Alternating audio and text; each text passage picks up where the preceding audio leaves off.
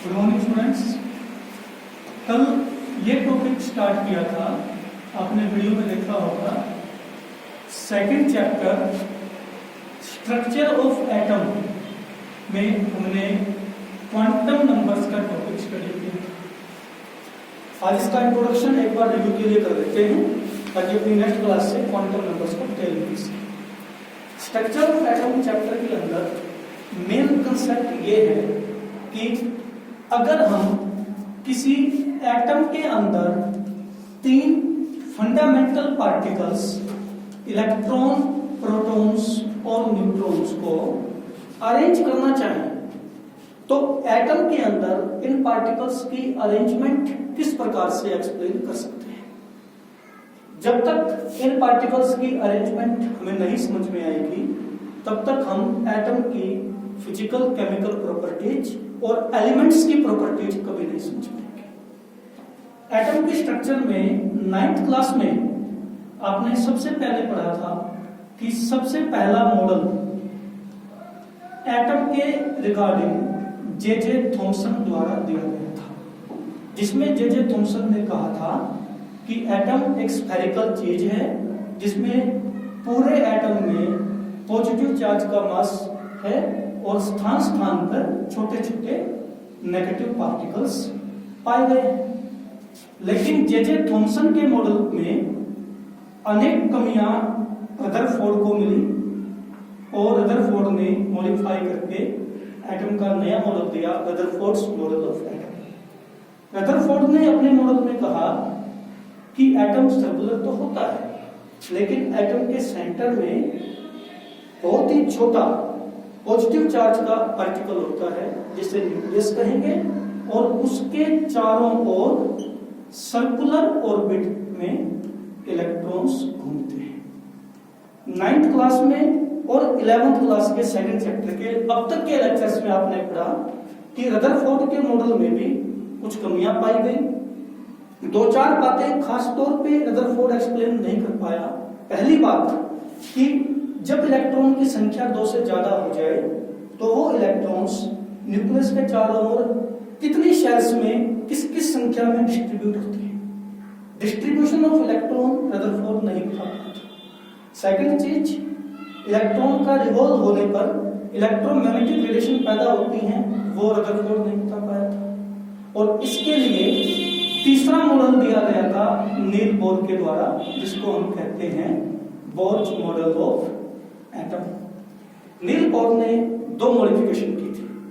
उसने पहली बात ये कही थी कि हम ये मान के चलेंगे कि जब भी इलेक्ट्रॉन अपने किसी भी ऑर्बिट में होगा, मुख्य रूप से अपनी ग्राउंड स्टेट में होगा, तो उसकी जो एनर्जी है वो इंक्रीज या डिक्रीज नहीं होगी, वो कांस्टेंट रहेगी।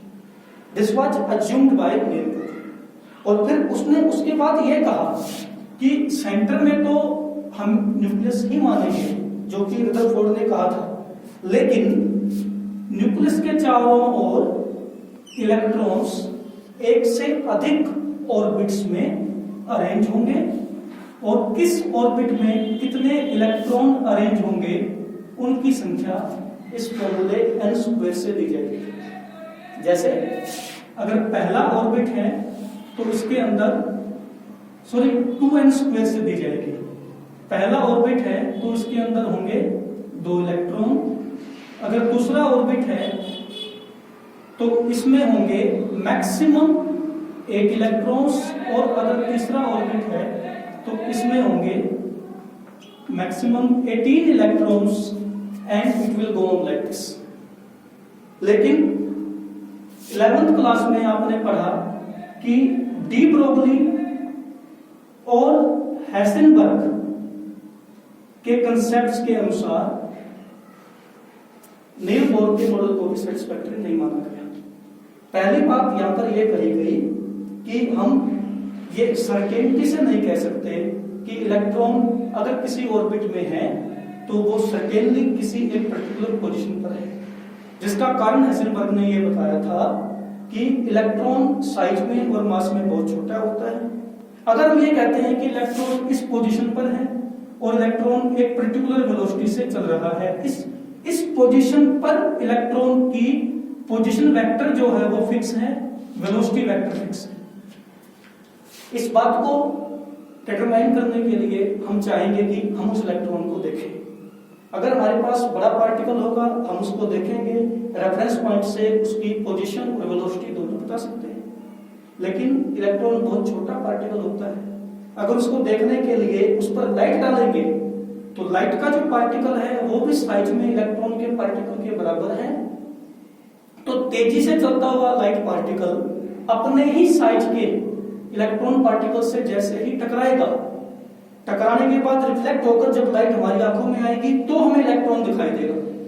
लेकिन क्योंकि इलेक्ट्रॉन और लाइट पार्टिकल का साइज बराबर है तो टकराते ही वो अपनी पोजीशन को चेंज करेगा। अगर हम चाहते हैं कि हमें साफ साफ दिखाई दे तो हमें लाइट की इंटेंसिटी, चमक कम करनी पड़ेगी। चमक कम करेंगे तो साफ साफ दिखेगा नहीं, चमक बढ़ाएंगे तो पोजीशन चेंज हो जाएगी। इट मींस नील बोर का ये कंसेप्ट कि इलेक्ट्रॉन किसी एक पोजीशन पर देखा जा सकता है वो कंसेप्ट सही नहीं है। दूसरा, ये जो कंसेप्ट दिया गया था कि फिक्स्ड ऑर्बिट है और ऑर्बिट्स के बीच की खाली जगह है, इसको भी हेसनबर्ग और डी ब्रोगली ने कैंसल आउट कर दिया। उन्होंने कहा कि according to Zeeman and Stark effect, जो पिछले क्लासेज में आप पढ़ चुके हो, इन इफेक्ट्स के अनुसार ये महसूस होता है कि ऑर्बिट्स के बीच में भी कुछ एनर्जी लेवल होते हैं। इलेक्ट्रॉन जब एक ऑर्बिट से दूसरे में जाता है तो सीधा ऑर्बिट टू ऑर्बिट शिफ्ट नहीं करता, बल्कि बीच में भी एनर्जी के लेवल होते हैं। पहले वो उस लेवल पे जाता है, फिर अगले पर जाता है, फिर फाइनली दूसरे ऑर्बिट पे पहुंचता है। इट मींस इलेक्ट्रॉन की पाई जाने की पॉसिबिलिटी ऑर्बिट्स के बीच में भी कहीं पर होती है। तो दो बातें उन्होंने कही कि नंबर एक, हम ये नहीं कहेंगे कि इलेक्ट्रॉन की किसी भी सर्कुलर ऑर्बिट में पाए जाने की सर्टेनिटी होगी, बल्कि हम कहेंगे कि इलेक्ट्रॉन की किसी भी सर्कुलर ऑर्बिट में पाए जाने की प्रोबेबिलिटी होगी, सर्टेनिटी नहीं होगी। चाहे वो 99.9% होगी यहां होगा, पर 0.01% वो कहीं और हो सकता है। So there will be probability, there will not be certainty.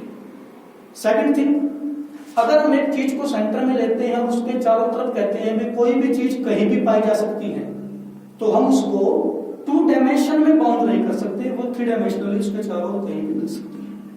और अगर कोई चीज 3 डायमेंशन होगी तो उसकी ज्योमेट्रिकल शेप सर्कुलर नहीं हो सकती, बल्कि उसकी ज्योमेट्रिकल शेप स्फेरिकल होगी। तो इस कारण से एटम का जो चौथा मॉडल दिया गया, वेव क्वांटम मैकेनिकल मॉडल, उसमें 2-3 बातें ऐसी मानी गई जो बोर मॉडल से हटके थी। पहली बात यह थी कि सिर्फ ऑर्बिट्स ही वो चीज नहीं है जहां इलेक्ट्रॉन पाया जा सकता है। दूसरी बात, इलेक्ट्रॉन की पोजीशन फिक्स नहीं की जा सकती, इलेक्ट्रॉन कहीं भी पाया जा सकता है न्यूक्लियस के चारों ओर, यानी इलेक्ट्रॉन के पाए जाने की प्रोबेबिलिटी होगी, सर्टेनिटी नहीं होगी। हाँ, ये हो सकता है कि क्योंकि न्यूक्लियस पे पॉजिटिव चार्ज है, इलेक्ट्रॉन पर नेगेटिव है, नेगेटिव पॉजिटिव में अट्रैक्शन होती है, तो न्यूक्लियस के आसपास इलेक्ट्रॉन के पाए जाने की प्रोबेबिलिटी बहुत ज्यादा होगी। और जैसे जैसे न्यूक्लियस से दूर जाएंगे इलेक्ट्रॉन के मिलने के चांस कम होते जाएंगे, परंतु रहेंगे जरूर। और इसीलिए पिछली क्लास में आपने समझा था कि एक ज्योमेट्रिकल फैक्टर दिया था, वेव फंक्शन, जो कि ये बताता है कि अगर हम न्यूक्लियस को रेफरेंस ले लें 0 पॉइंट, तो कहीं भी इलेक्ट्रॉन हो तो 3 डायमेंशनली उसकी पोजीशन बताई जा सकती है in all the 3 axis, x, y and z. पर हमें उस मैथमेटिकल डिटेल में नहीं जाना है, हमें तो सिर्फ ये समझना है कि अगर एक एटम में न्यूक्लियस के चारों ओर इलेक्ट्रॉन्स की अरेंजमेंट डिस्कस की जाए तो ऑर्बिट्स के बीच में वो कौन से पॉइंट्स हैं जहां अरेंजमेंट आ सकती है। तो बेसिकली एटम के नए मॉडल में इलेक्ट्रॉन के पाए जाने की कहीं भी प्रोबेबिलिटी होगी, जितना न्यूक्लियस के नजदीक होगा उतना इलेक्ट्रॉन के पाए जाने की प्रोबेबिलिटी ज्यादा है, और एटम की शेप स्फेरिकल होगी। और उसके बाद इलेक्ट्रॉन कहां मिलेगा, उसमें 2 ऑर्बिट्स में बीच के जो प्लेस है उनको कल बताया गया था कि उन प्लेसेस को ऑर्बिटल कहा जाता है। यानी कि हम ये कहेंगे कि अगर हमें किसी इलेक्ट्रॉन के बारे में जानना है तो हमें ये पता करना पड़ेगा कि वो इलेक्ट्रॉन किस ऑर्बिट में है, उस ऑर्बिट के कौन से ऑर्बिटल में है, और जिस ऑर्बिटल में है उस ऑर्बिटल में इलेक्ट्रॉन किस डायरेक्शन में मूव कर रहा है, क्लॉकवाइज कर रहा है या एंटी क्लॉकवाइज। क्योंकि अगर हम एक ऑर्बिटल लें स्फेरिकल ऑर्बिटल, तो उसमें दोनों तरफ जो इलेक्ट्रॉन मूव करेगा या तो वो क्लॉकवाइज करेगा या वो एंटी क्लॉकवाइज करेगा, इसके अलावा तीसरी रोटेशन कोई पॉसिबल नहीं होती है।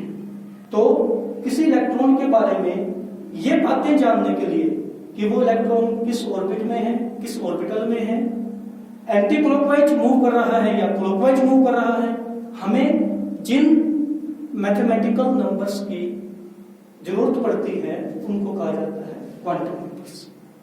पिछली क्लास में यह भी आपने पढ़ा सुना होगा कि श्रोडिंगर ने एक इक्वेशन बनाई थी, एरविन श्रोडिंगर ने, और ये जो पूरी की पूरी ब्रांच है उसको नाम दिया गया था क्वांटम मैकेनिक्स।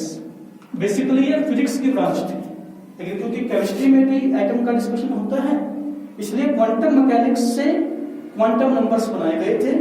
ये कैसे बने थे, श्रोडिंगर इक्वेशन क्या थी, वो 11th स्टैंडर्ड पे नहीं करनी है, इसलिए अपनी नेक्स्ट क्लास में हम सीधा सीधा ये समझेंगे कि क्वांटम नंबर कौन कौन से होते हैं और कैसे वो क्वांटम नंबर हमें किसी भी एलिमेंट के एटम में न्यूक्लियस के चारों ओर इलेक्ट्रॉन्स की पोजीशंस के बारे में बताते हैं।